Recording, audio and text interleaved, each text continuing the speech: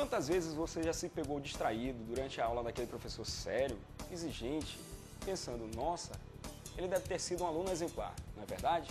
E daquela professora brincalhona, descontraída, a gente pensa, poxa, ela deve ter zoado bastante pelos corredores da UFMA. Criar esses estereótipos faz parte da nossa imaginação.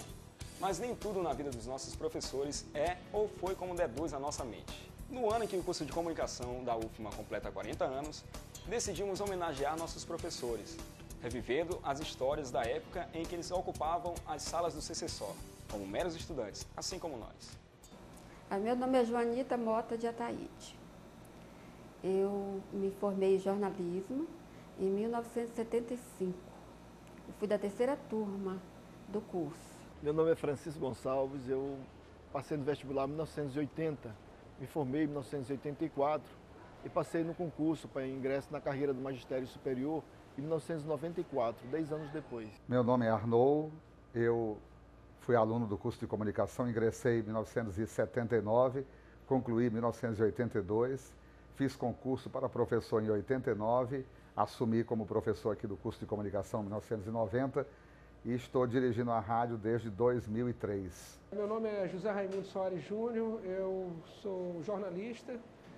Eu ingressei aqui na Universidade Federal do Maranhão como estudante em 1990, terminei o curso em 1994 e já passei aqui 3 períodos como professor, 96 a 99, 2003 a 2005 e 2008 a 2010. Meu nome é Paulo Pellegrini, fui aluno do curso de comunicação entre 1992 e 1996, da habilitação de jornalismo, e sou professor substituto do Departamento de Comunicação da área de Rádio e TV desde 2008. Meu nome é Larissa Leda, eu sou professora hoje da Universidade Federal, mas fui aluna aqui antes, entrei em 97 e me formei em 2001. Joanita Mota, ex-aluna do curso de Comunicação Social da UFMA na década de 70, hoje doutora, é um tanto crítica, porém espontânea, quando descreve o seu perfil como estudante. Eu era uma aluna bem medíocre, eu estava bem na média mesmo. Por quê? Porque eu já trabalhava 8 horas por dia e o curso era à noite, ainda bem que o curso era à noite. Mas eu me interessava mais por algumas disciplinas, dentre elas as disciplinas mais técnicas, mais práticas. Mas eu era uma aluna esforçada apenas. Eu não pensei em ser professora, eu queria mesmo era ser repórter. E fui repórter do Imparcial. Para mim, ser jornalista era ser repórter, era ir para a rua fazer reportagem. Olhando para o professor Francisco Gonçalves, é difícil imaginá-lo à frente de uma manifestação de estudantes, concordam? Mas ele e o professor Arnold Serra sentiram a tensão da década de 80, marcada por censuras e protestos. Na ditadura militar, participava ativamente do movimento estudantil, como participava também, fui oriundo de movimentos gerados no ambiente da Igreja Católica e depois me engajei no movimento estudantil da UFMA. Eu fui o editor do Jornal Laboratório, que nunca foi publicado, porque foi censurado pelo professor, pelo departamento. Era um contexto próprio da época, em que havia muito autocensura, mesmo dentro do ambiente universitário, e nós tínhamos feito um jornal, o Jornal Laboratório, que discutia exatamente os modos de fazer notícia em São Luís. Então foi um jornal que não foi publicado, mas houve uma grande manifestação contra a censura, que era uma manifestação contra a censura tanto no ambiente acadêmico, da autocensura, mas também uma manifestação a favor da liberdade de pensamento, de crítica na sociedade brasileira. Quem fazia comunicação, quem fazia teatro, quem fazia artes, da mesma maneira como no Rio de Janeiro tinha o Baixo Leblon, aqui se criou o Baixo Leblon em São Luís, que era ali na beira-mar. Mas eu cheguei inclusive a frequentar. Era a época em que se gritava contra o regime, contra a ditadura, de forma mais acentuada. Inclusive a televisão mostrava o aluno que andava de chinelo, de manga de camisa, de camiseta, etc. A maioria, inclusive, trabalhava mais com jornalismo impresso, até porque não havia a habilitação rádio e TV, só havia jornalismo impresso e relações públicas. Hoje, felizmente, nós vivemos numa democracia e, evidentemente, os ares que respiramos são os ares da democracia.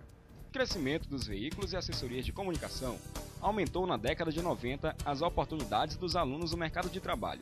Não é mesmo, professor Soares Júnior?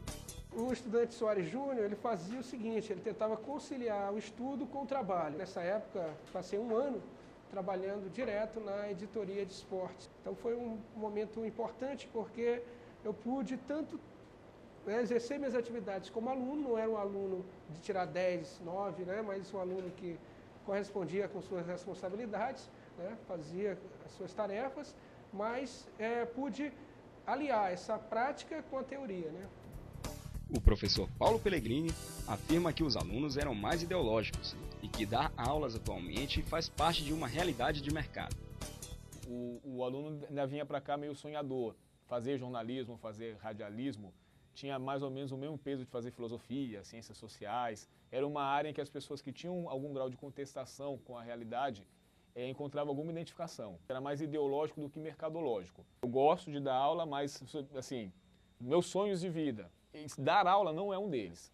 Não é um deles. Meu sonho de vida é fazer banda de rock, é tocar música, sei lá, ser comentarista de futebol, de Fórmula 1, vamos dizer assim, né?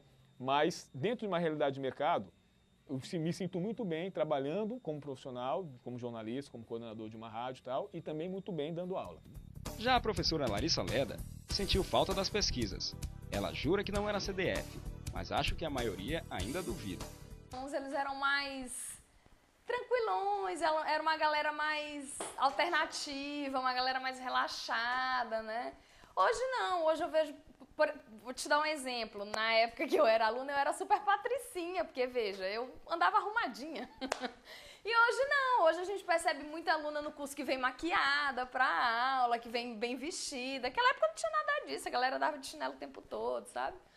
Então assim, uma pessoa ou outra que vinha um pouco mais arrumada pra faculdade, já era uma coisa que destoava do padrão dos alunos da UFMA. Quando eu fui aluna, não tinha essa preocupação com pesquisa, por exemplo, né? Então, não tinha um projeto de pesquisa para a gente participar. Por exemplo, eu fui descobrir, mandar trabalho para congresso, eu já estava no mestrado, quer dizer, eu não tive essa experiência na graduação, né? Então, a gente tinha ótimos professores, a gente tinha uma sala de aula bacana, mas era isso, a gente não tinha pesquisa. Minhas colegas de classe, né, que hoje eu sou amiga de muitas delas, elas dizem que eu era CDF, mas eu não era. Eu não era. Quero deixar isso registrado. Atualmente, o corpo docente do Departamento de Comunicação conta com 37 professores efetivos. Desse total, 28 são ex-alunos da UFMA, o equivalente a 75% dos professores. Nem havia muita divergência, porque quem ia para o jornalismo, porque queria fazer jornalismo mesmo. O que quero dizer é que eu aprendi bastante. E foi exatamente essas experiências que eu vivi dentro da universidade que fez ser quem eu sou hoje. Então a universidade para mim tem sido a minha vida. Eu acho que o que eu poderia ter feito e não fiz, né? Poderia ter aproveitado melhor minhas horas de lazer, né? Mais alguém arrependido? Mas não, eu não me arrependo, não. Foi um momento muito feliz da minha vida, assim, eu lembro com muito carinho. Como diria aquele cara mais complicado, eu não me arrependo de nada.